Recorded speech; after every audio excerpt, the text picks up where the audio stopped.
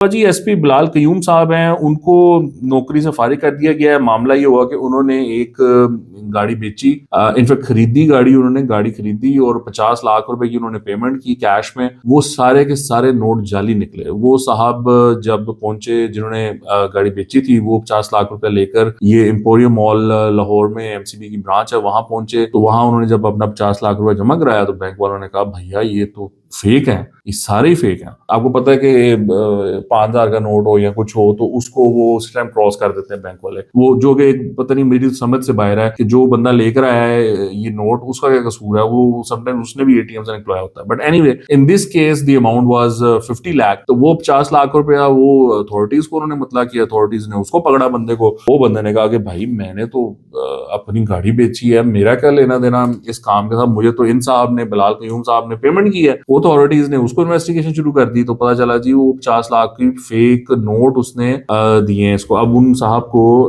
SP साहब को मुअत्तल कर दिया गया। आई थिंक वो अपील में जाएंगे। लेट्स सी कि वो अब बचते हैं या नहीं बचते। लेकिन ये फेक नोट्स इस हद तक फैले हुए हैं कि 50 लाख की पेमेंट उसने एक साथ ही कर दी। तो this is it's a matter of concern और आई होप कि अथॉरिटीज इस पे कोई काम करें। मेरे ख्याल से कोई नए नोट लाने चाहिए, ऐसे नोट लेकर आने चाहिए कि जहां पर कि जिनकी कॉपी ना पॉसिबल हो सके। लेकिन मसला ये ना हमारे मुआशरे में कि हमारे मुआशरे में हर बंदा ही 2 नंबर है। तो वो जो बनाने वाले होते हैं नोट, वही फिर लीक भी कर देते हैं कि किस तरह बनता है डाई या जो भी इक्विपमेंट होता है वो लीक कर देते हैं। तो हमारे यहाँ कोई ईमानदार तो है नहीं है, सब 2 नंबर है। और 2 नंबर लोगों का कमाल ये है कि 2 नंबर लोगों को साथ या सपोर्ट बहुत मिलता है।